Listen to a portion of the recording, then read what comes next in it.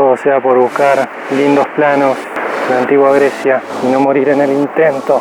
Que no salga ningún bicho a comerme. Bueno, parece que ahí estamos. Bueno, seguro médico para nómadas digitales. Te vas de tu país y necesitas un seguro médico para poder aplicar a una visa nómada digital. ¿Cuál es el seguro médico que debo escoger? ¿Y cómo va a ser, cómo va a funcionar el tema de la salud en donde estés? Bueno, la experiencia que voy a contar es puntualmente la experiencia atendiéndome la salud pública de Barcelona con el seguro que se llama Safety Wing. Así que lo único que voy a contar es la experiencia de lo que fue eso. Y el lugar que elegí para contarlo es en el puerto del Pireo, sobre las costas del mar Egeo. La cámara está donde estaba la antigua muralla de Atenas. Funciona con un pago mensual, al menos cuando yo lo estoy usando, de 42 euros por mes. Te permite aplicar a las visas, con lo cual lo recomiendo por ese lado, porque es un seguro con el cual, como cualquier otro, imagino que puedes aplicar a la visa que necesites o donde tengas que presentar un seguro de viajero te sirve.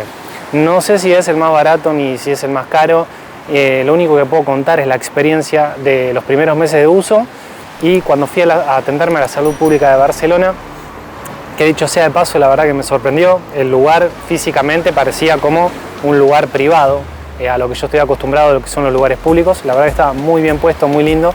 El lugar se llamaba Cap Roger de Flor, ubicado en la calle Roger de Flor, que da nombre a este CAP. Tiene 4 pisos, nada, muy lindo. Cuando llegué, yo ya sabía que con el seguro, cuando uno llega para atenderse con este seguro, no podés ni siquiera mencionarlo. No tiene sentido mencionar el seguro, porque no es para esa la finalidad. Vos lo que tenés que hacer es atenderte como una persona extranjera que tiene que pagar por el servicio. Tiene que pagar por ese servicio una persona extranjera, así que vos vas a ser una persona extranjera atendiéndote en la salud pública de otro país. Bueno, cuando llego al Cap Roger de Flor me presento, cuento por qué estaba ahí, qué necesitaba, digo mi nombre, digo no tengo, soy extranjero, así que tengo que pagar, ¿cuánto es? Me dice no te das problema, después te decimos cuánto es, primero subí, atendete y luego vemos. Bueno, subí, me atendieron fenómeno todo, la verdad, la enfermera que me atendió eran unos puntos que me tenía que quitar una cicatriz acá, fenomenal. Me dio unas gasas, una cosita ahí para ponerme, la verdad que genial. Cuando bajo, una cola hasta la calle. Digo, cualquier persona en ese momento hubiese salido por la puerta y si te he visto no me acuerdo y no pagaban. Yo estoy acá, quiero hacer las cosas bien, así que hice la cola y esperé a que me atiendan de vuelta. Y ahí, una vez más, fue difícil lograr que me digan cuánto era, porque no sabía, creo que ni siquiera sabían cuánto me tenían que cobrar. Por lo tanto, estuve un rato ahí fijándose, me preguntó varias veces si tenía NIE, si estaba apadronado, todas las cosas de lo que corresponden a vivir en Barcelona, digamos, como para que no tenga que pagar nada. Ella misma no me quería cobrar. Y yo le insistí en que no, soy extranjero, tengo que pagarte. Y bueno, ahí buscó y seguramente seleccionó lo más económico y me cobró 14 euros por esa atención, que me pareció bien barato. Pensé que me iban a cobrar muchísimo más. Así que esa fue la experiencia atendiéndome en un lugar, en un CAP público de Barcelona. Y la experiencia con el seguro, todavía estoy esperando una respuesta, porque si bien yo ya leí en la letra chica que el seguro únicamente te cubre por cosas que son por encima de los 250 euros, quiere decir que yo hubiese tenido que ir al lugar a atenderme, pagar más de 250 euros si eso hubiese salido la atención de ese momento, y luego hay que llenar unas planillas, muchas planillas, que la verdad lo hice igual para tener el ejercicio de si en algún momento lo tenía que hacer.